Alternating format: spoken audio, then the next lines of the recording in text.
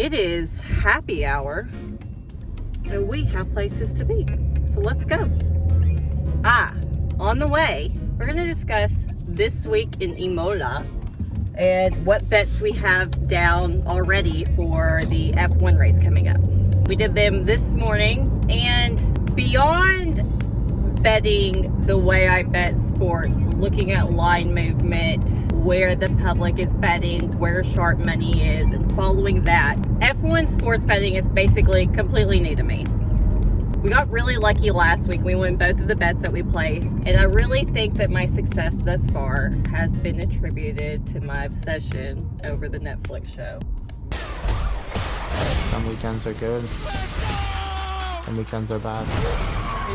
Judge me if you want, but it's true. So with that being said, these are the bets we made this week.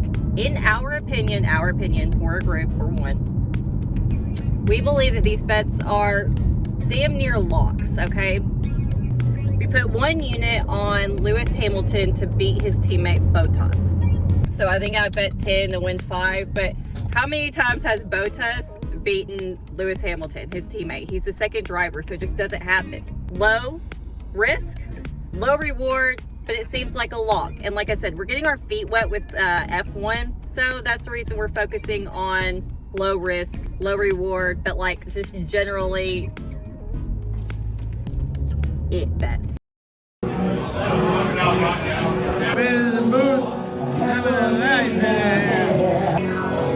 I'm on this YouTube show. It's called Success Push. Okay. Yeah, I'm on a YouTube show.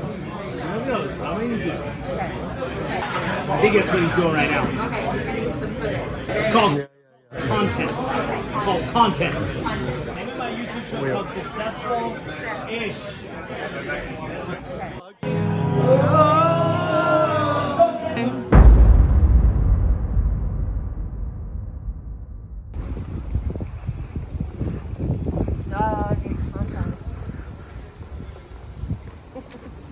Now I have to bleep you out of the sound because what's up, y'all? Look at me. This is back in my regular set/office, which means I'm home. Oh, it feels so nice to be home. I am so happy. One of the things I have not done very successful-ish is I paid a little bit of attention to the market, not that much. Executed a couple of trades. Would like to do more. One of the things I'm really looking forward to doing is jumping right back into some research and seeing what we need to do to make some good, profitable, executed plays that we're able to really put together.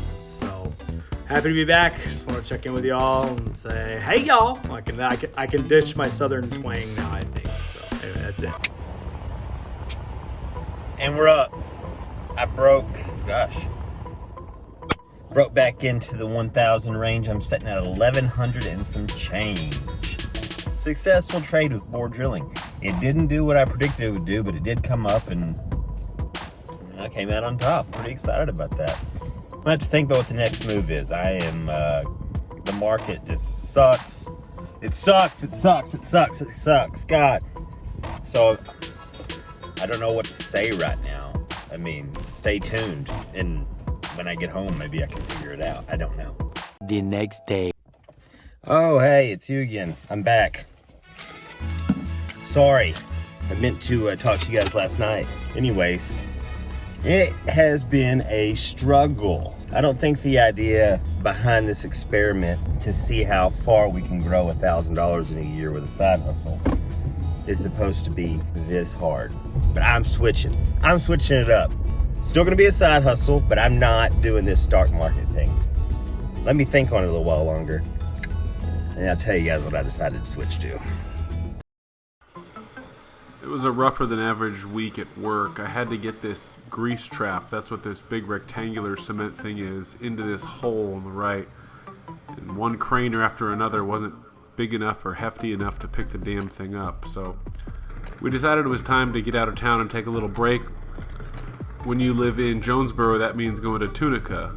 It's a quick drive through Memphis, Tennessee, back into Mississippi, and you're to the parking lot that is Tunica. 2 casinos share a parking lot. We got a room at the Horseshoe. It's a pretty nice room that smelled like the inside of a cigarette. It was only $123 for the night. Great view of the parking lot. Overall, nice room minus the smell situation. We got the opportunity to play some live poker and cashed out for a little bit of a victory. This is a good change from grinding online poker endlessly, getting out to actually play with some chips, tip some people, and interact in public was a really nice change. Everybody was masked up. Here in Tunica, they did not have the plastic dividers up that you see at a lot of casinos right now. We were able to put down a $330 victory in about 2 hours, which is a great boost for the bankroll. We've also switched it up a little bit, and we're playing a little more cash when we play online. We're not exclusively playing live, but we have moved away from tournaments a little bit, and that's going pretty well too. Our graph is not crazy impressive, but it is in the winning column, so that's good news. We're going to continue grinding some live poker, some home games, and some cash online. We're going to continue on our up streak by avoiding tournaments as much as possible, so good news all around here.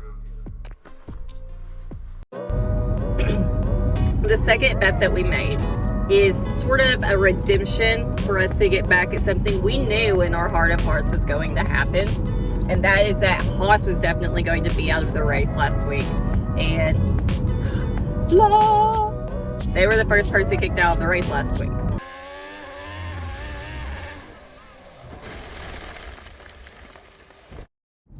So we should have made that bet. We did not. Therefore, when we saw the opportunity this week for who's going to be out first, we took Haas, and they are the heavy favorite. I think it's plus 200 odds or something. We all know anything can happen in F1. If it decides to rain, I haven't checked the rain forecast. Like, there are a lot of circumstances that come into play. And then the third bet that we have is that Schumacher will beat Mazepan, however you say his name. I have a super southern accent, and sometimes it's hard for me to pronounce certain words. So you guys know how I'm talking about the number one and the Haas drivers. If you guys remember watching the Bahrain, God, how do you say that word? Bahrain? He was the first driver out on the first lap of the race, y'all. He could not control his car, and it's becoming more obvious that Daddy's money has bought his way into F1. So finally, we took under 16 and a half racers to finish.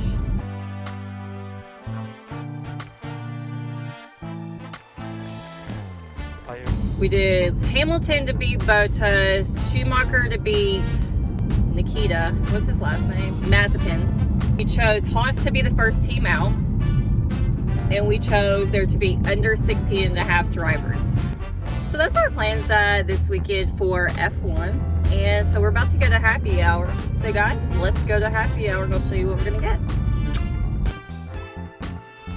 Good morning, everybody. It's Joe with Successful-ish. I'm doing a little filming in my warehouse today. I was just walking my warehouse floor, and I looked back and I thought, oh, this would be a pretty cool backdrop for what we got going on. So I want to talk to you guys about what I just did. At episode 1, I was talking about making some money in the options chains on Penn National Gaming. They are a gambling company that is not just based in Pennsylvania. They have horse books and race books all over the country, and they are expanding into sports gambling. They've partnered with Barstool as states legalize it up. They've now gone live in Michigan and I think Illinois. I think sports betting is the future of the country.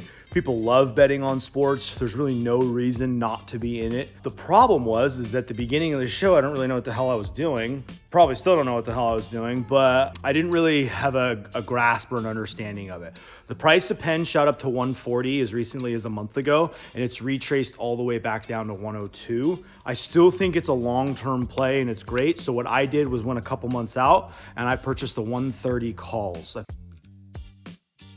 Paid $3.55 times 100 shares is $355. A little bit of a risky trade, but I really think it's going to pay off, and I'm really excited about what that's going to do. On the flip side, we are out of our other trades as far as CBAT and iBio, what we did a couple of weeks ago. We got out of those. So we've just got this one trade we're going to be watching closely over the next couple of weeks. Hopefully we can make some money just flipping it on the premium. So that's where we're at. We're at the June 18th. I think that's the third week in the of that month. The 130 calls. So wish me luck. Okay. So this is what we mean by vehicle flipping. We're going to keep it in the realm of vehicles, such as cars, trucks, motorcycles, and recreational stuff, go-karts, golf carts. Buy them, fix them up, sell them. We're going to look for things with minimal damage, not a ton of mechanical issues, more cosmetic stuff that we can clean up and make really nice. I was involved in a venture like this at one point with a friend, and he really showed me there's a lot of value in going online, working people down on their price, find something that looks like it's just been mistreated a little bit, purchasing it, cleaning it up, put some elbow grease on it, and then just putting it right back out for sale for a few $100s more. I think I can do this. I think I can use Facebook Marketplace, maybe even like Auto Trader magazine. God, if Craigslist still exists, that too, that used to be awesome. Make more than doing this swing trading gig, that's for sure. Look at these things. Just check it out. We're sitting here, there's $50, $2,500. We're looking for something to get a little bit of work done on it. You know what I mean? Like a little bit. That could be one. I don't know what's all going on with it, but $400 definitely. If you can get a golf cart running, a running golf cart is worth at least $1,000. At least. On me moving like I'm Pacquiao. Pull up in a foreign whip, have foreign bitches freaking out. Got them pulling phones out when they see me hopping up. Fly around, Cali bound. I don't do relationships cause I know they can't hold me down. Making moves in Louis V, I step around the tan and brown. Keep my head above the rim, I'm balling like I'm Shannon Brown. We don't